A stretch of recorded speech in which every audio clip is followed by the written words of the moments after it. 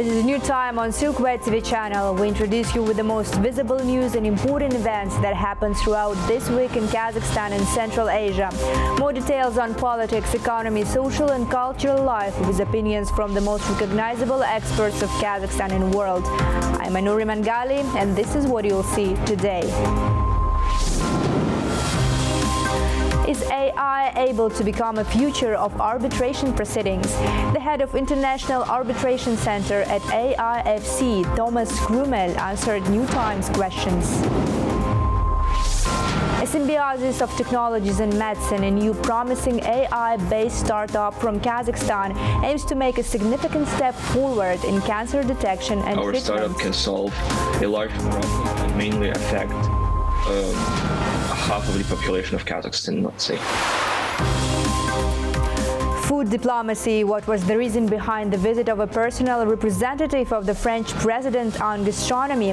New Times reporters found out.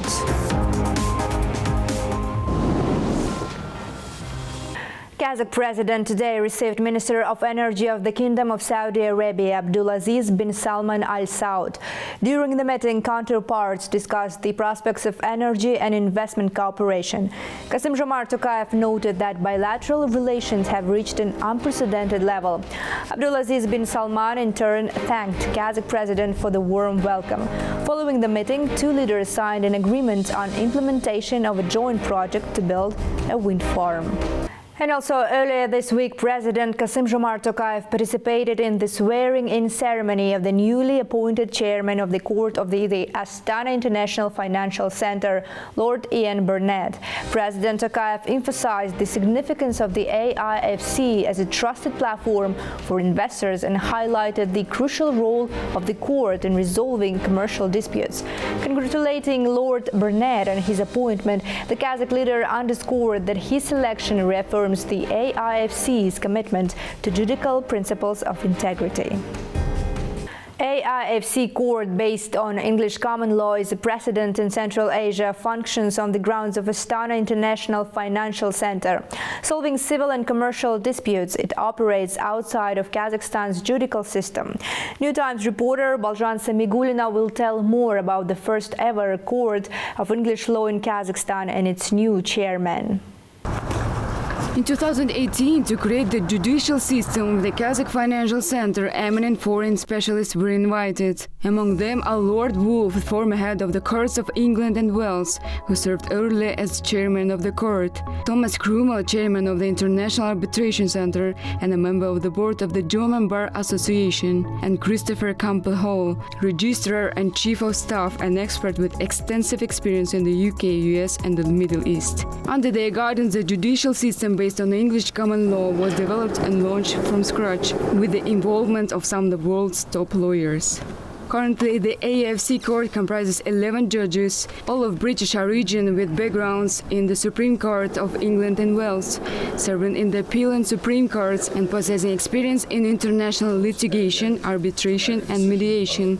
Today, the AIFC Court has handled over 2,450 cases, with half involving foreign investors. Parties to those cases hail from 27 states. I, the Right Honourable Ian Duncan Burnett, do solemnly, sincerely and truly declare and affirm that I will well and truly serve the Republic of Kazakhstan as the Chief Justice of the Astana International Financial Center Court, and I will do right to all manner of people after the Constitution of the Republic of Kazakhstan and acting law of the AIFC, without fear or favour, affection or ill will. Thank you. My congratulations. Well, thank you very much. Lord Ian Burnett, the newly appointed chairman of the Astana International Financial Center Court in Kazakhstan, served as the Lord Chief Justice of England and Wales from 2017 to 2023. Studying law at Pembroke College, Oxford University, he later was called to the Bar of England and Wales. With a distinguished legal career, he practiced as a barrister and was the head of the barrister chambers. In 1998, he was appointed a Queen's Counsel, and with expertise in public and administrative law, he became a judge of the High Court of England and Wales in 2008. In 2014, he was appointed to the Court of Appeal. The Astana International Financial Center Court and the International Arbitration Center, as experts note, offer significant advantages for both foreign and domestic parties, ensuring independent and high-quality justice. Baljan Samigulina, New Time. Eurasia Arbitration Week, which was organized by the International Arbitration Center this week, became a common ground for more than 200 legal experts from 14 countries of the world. According to Registrar and Chief Executive of AIFC Court, Christopher Campbell Hall, the panel discussions included topics related to the matters of investment protection and combating corruption and fraud. The main topics, we had something on combating corruption and fraud in arbitration proceedings, which is a global phenomenon, obviously, for what we do. We had sessions on international best practice for arbitrators, how to win a case from an arbitrator's perspective. The overall feeling, again, was to deliver up-to-date, current, topical discussions, which are actually thought-provoking and leading to further development and improvements in arbitration practice to further improve the trust and confidence of international investors coming to Kazakhstan. Artificial intelligence could be a next step in speeding up arbitral proceedings. International Arbitration Center at AIFC has been already attempting to use technology for transcripts. According to the chairman, Thomas Krumel, IAC issued more than 2,300 awards last year alone. What is the perspective for the nearest future? Watch the fragment of the interview right now.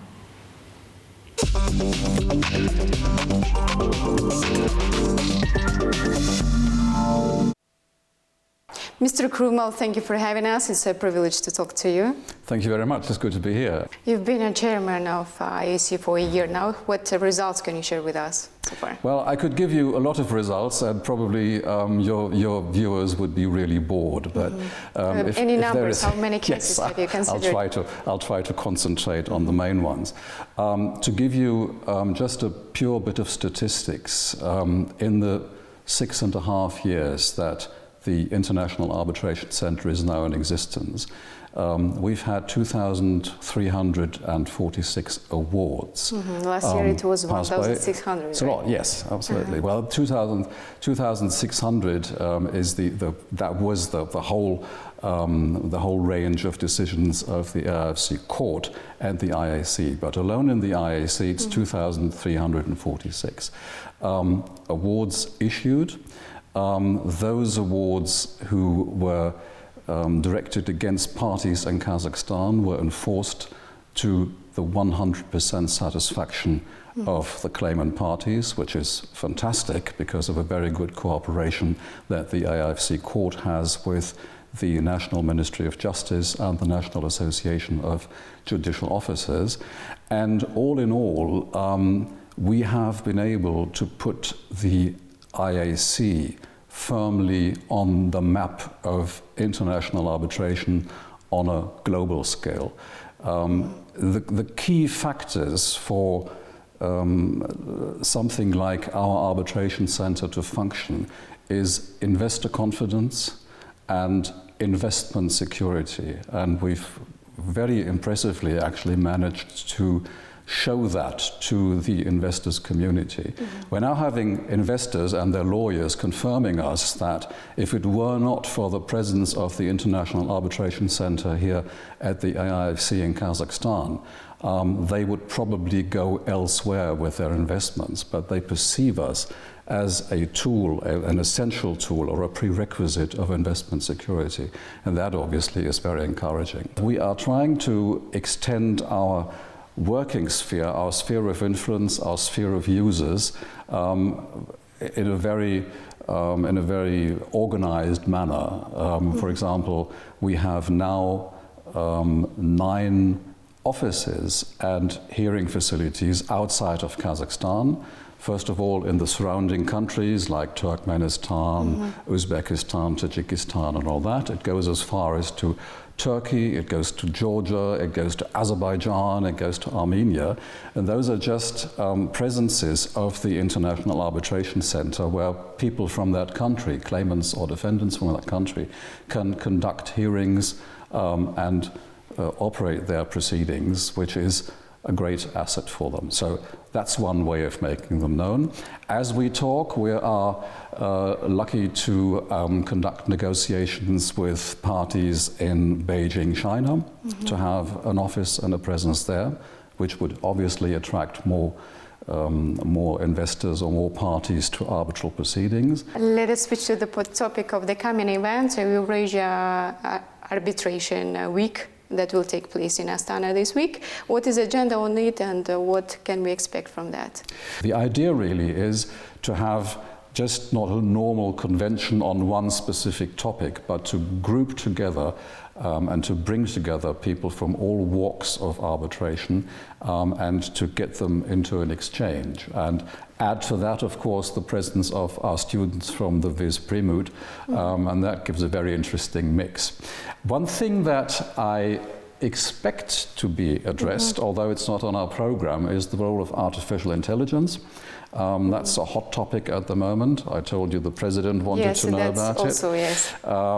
We are experimenting with it. We are attempting to use artificial intelligence at the International Arbitration Center for transcripts. We're currently having attempts in place to teach a machine a certain vocabulary that we use so that transcripts and translations may be made in real time.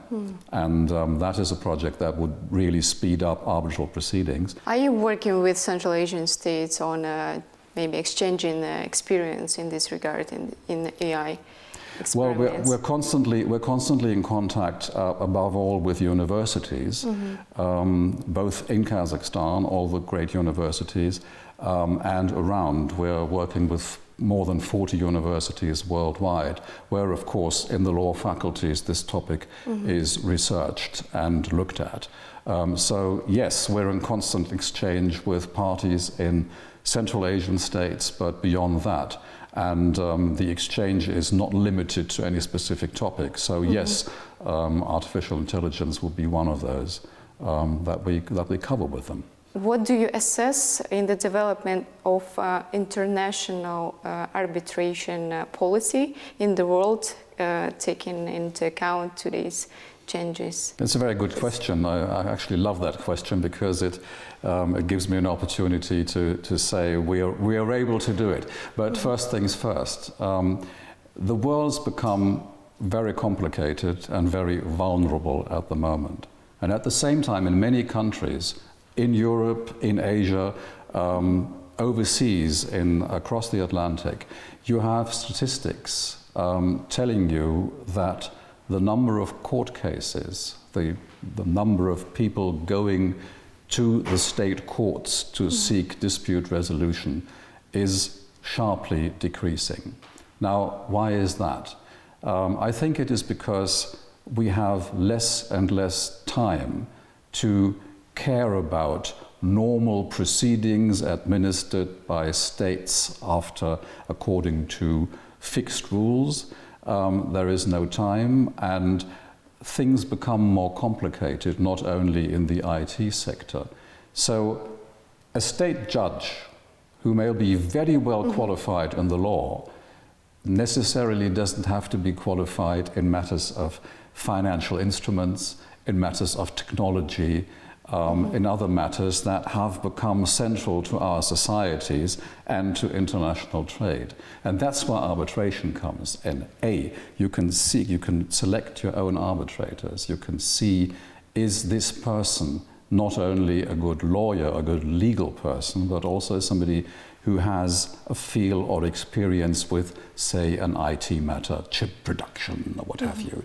So the probability of obtaining a faster and better reasoned, better investigated result in arbitration is much larger than in the state courts. And that is, I think, one thing that will greatly increase the demand for arbitration. We can see it in our own center, but it's a tendency worldwide. One of the most important features and advantages of using arbitration is that after you have an arbitral award, which has come together, which has been created with the cooperation of the parties and by initiative of the parties, in most cases you can actually continue doing business afterwards. And that's something really, really important. And I think that's where the future of modern arbitration lies generally.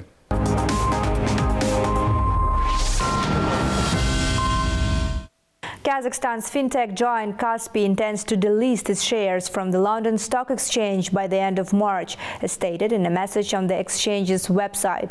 The company is dissatisfied with the low trading volume on the LSE and aims to increase the liquidity of its stocks on the American stock market. In January, the company raised over $1 billion during its initial public offering in the United States on the Nasdaq. According to experts, the listing of the Kazakh company on the largest U.S. exchange is a significant victory for the Kazakhstan technology market. For more details on the phenomenon of Kaspi and the successes of the Kazakh fintech industry, please watch New Times Explainer section.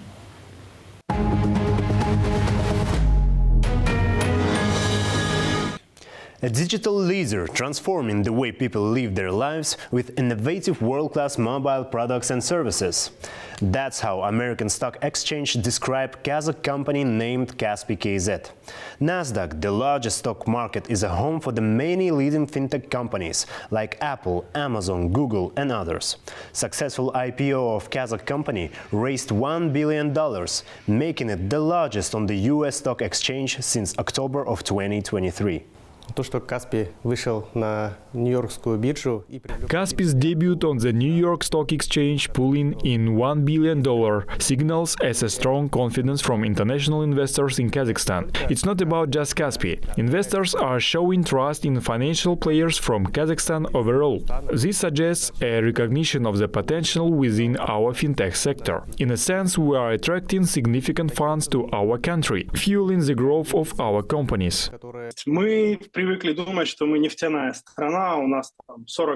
We are used to thinking of ourselves as an oil-rich nation, boasting 40% of the world's uranium, copper and the entire periodic table, something we take great pride in. However, in the entire history of Kazakhstan, Kaspi stands out as the most valuable company, with a total capitalization exceeding $20 billion. Finally, we are making our mark on the world map, not through oil or aluminium, but through fintech. The largest company by capitalization is a fintech company. That's pretty cool and something to be proud of. Kaspi is a multifunctional platform, a kind of equivalent to the Chinese WeChat. The platform encompasses not only a marketplace, but also a banking application with the capability of lending and transferring funds to other accounts, QR code payments, purchasing railway and airline tickets, full-fledged tours, government services. Therefore, if Kazakh companies previously digitized only payment services, the range of financial solutions in IT has now become much broader. Experts note that as early as 2022, Kazakhstan entered the top 30 countries in terms of e-government development, making the Kazakh fintech market one of the most dynamic in Central Asia. У нас каждый год обновляются рекорды по безналичным платежам. Every year we set new records for non-cash payments, thanks to the development of fintech. We have increased from 20% non-cash transactions in 2015 to 86% last year, which is $158 billion, according to the National Bank. We are now one of the most cashless countries in the world. The speed of money circulation is crucial for the economy. Everything we are accustomed to and consider normal, such as fast transfers and non-cash payments, is still a distant reality for many countries. Our fintech sector is one of the most advanced in the world. It would be desirable for the next step of our fintech companies to be expansion. Analysts note that several factors contribute to the development of the fintech industry in Kazakhstan. In particular, the country benefits from a favorable business environment and a reliable banking infrastructure. Additionally, there's a high level of internet access penetration, exceeding 90%. The business sector actively uses digital channels to promote its products and services. According to experts, a significant acceleration in the development of the fintech industry this year will be driven by the increasing integration of AI, which has been actively adopted in various global economic sectors over the past year. Dorian Sagulov, New Time.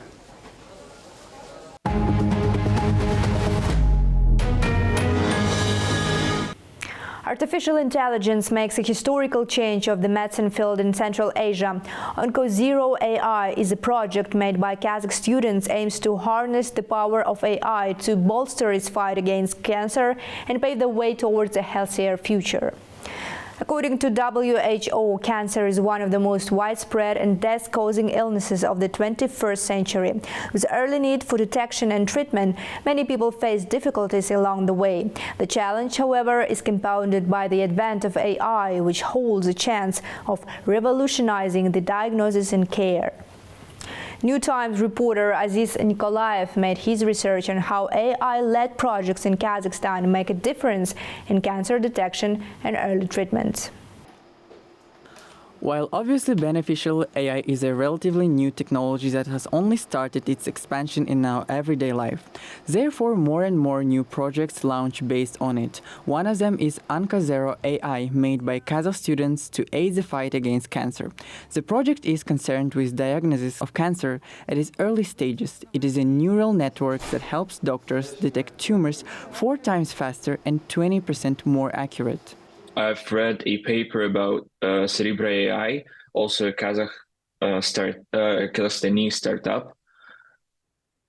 So they gave me the idea of using AI in medicine because medicine is quite conservative and it is a nice challenge to tackle. That is why we've chose second most popular disease among Kazakhstani people, which is oncology, meaning our startup can solve a large problem and mainly affect half of the population of Kazakhstan, let's say. Anazo AI is already planning its demo run in March in several hospitals of Kazakhstan to test its power and reveal to the world the beneficial power of AI used the right way. Young developers of the project have already received several offers to implement their idea in such countries as Saudi Arabia, Nigeria, Uzbekistan and Qatar, showing their dream to operate internationally and support other states. Now we are launching a pilot in 6 clinics. We will conduct testing and then we are going to integrate into all oncology dispensaries in Kazakhstan. The pilot will start in March. Also, we will conduct in this Anazo AI liver model. After that, we will develop other cancer detection types and integrate it in other oncology dispensaries in 6 months. According to the statistical data from Ministry of Healthcare, more than 35,000 cases of newly diagnosed malignant tumors are identified annually in the Republic of Kazakhstan. In the cancer structure among men, lung cancer, stomach cancer and prostate cancer are most commonly identified. Among women, breast cancer, cervical cancer and ovarian cancer are more prevalent. There is a yearly increase in the incidence by 4 to 9%. Онкология, я бы хотел такие цифры вам привести. Oncology, I would like to present some figures to you. Annually, in Kazakhstan, more than 40,000 new cases of cancer of various types are detected, with over 200,000 of our citizens under dispensary observation. Unfortunately, if the disease is detected at rather advanced stages, it is difficult to provide appropriate treatment due to the nature of illness itself. Every year, more than 14,000 of our citizens, our patients, die. Such a variety of oncological diseases creates an issue for doctors since detecting cancer is troublesome and might take a lot of time. To fight this problem, Kazakhstan has created Nuclear Medicine Center, a specialized facility that started to operate in October of 2022. Center focuses on production of medicine that is needed for detection of tumors. Over the year 2023, they have received and diagnosed over 10,000 patients. These results are achieved thanks to modern technology that is used in the center. Mostly robotized process also uses AI to their advantage. Artificial intelligence certainly helps mathematically, digitally to reconstruct the image, improve the quality, and thereby increase the efficiency of our research. The new equipment that we purchased already has a large part of artificial intelligence built into it, which is used worldwide. It is natural. It cannot be that we just bought hardware and did not buy software. We immediately ordered exactly the software that we wanted, that we knew. Cancer is a global threat. Known to be an illness appearing with age, it might affect anyone. In the 21st century, we have all types of tools and medicine at our disposal to fight back the issue. While AI is already part of the process of diagnosis and treatment, in the future it might become a vital tool that will aid doctors and speed up the process of finding oncological diseases and help to find better ways to treat them. Aziz Nikolaev, New Time. Meanwhile, 2 new innovative hubs for Kazakh startups have recently opened in the United Arab Emirates and Saudi Arabia. In Dubai, the KazStep Innovation Hub started its operations in the pavilion of the Kazakhstan Trade House. The platform has already assisted 15 Kazakh startups in presenting their projects in the Middle Eastern market.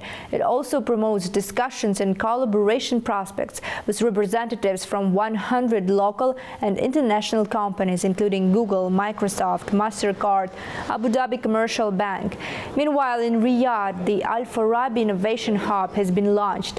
The hub aims to nurture at least 3 companies valued at a minimum of $1 billion within 5 years to attract a minimum of $300 million in startups. According to the first Vice Minister of Digital Development in Kazakhstan, the opening of this hub will strengthen mutually beneficial ties between both countries.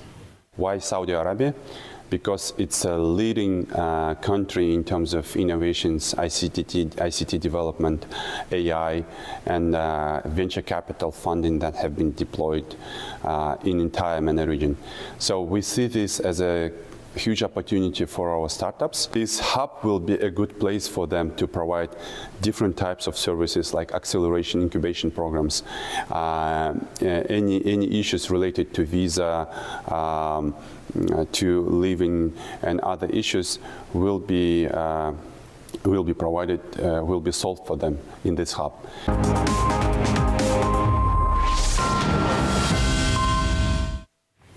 Kazakhstan continues voluntary reduction of oil production by 82,000 barrels per day for the second quarter of 2024 as part of a OPEC Plus agreement, the Ministry of Energy reported. This decision will result in Kazakhstan producing 1,468 barrels per day by the end of June 2024. Energy experts suggest that maintaining the target price of $80 per barrel is favorable for existing members of the organization, including Kazakhstan, which explains the country's decision. Kazakhstan is taking in this part because the break-even cost for the Kazakhstan oil to produce average is $40 to $50 per barrel, while for Saudi Arabia is $10 to $20. So above this price for Saudi Arabia is comfortable, but for Kazakhstan we need to have at least $50.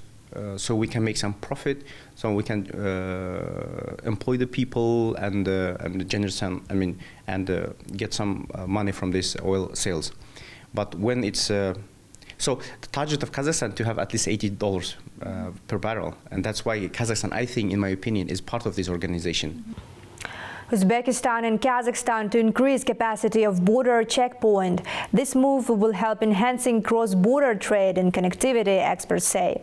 More details on this and other news topics related to Central Asia are in the weekly review of my colleague, Director of Eurasian Monitoring Center, Alibek Tajbayev.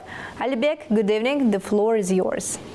Thank you, Ainur, and this is my 3 topics for today's eve.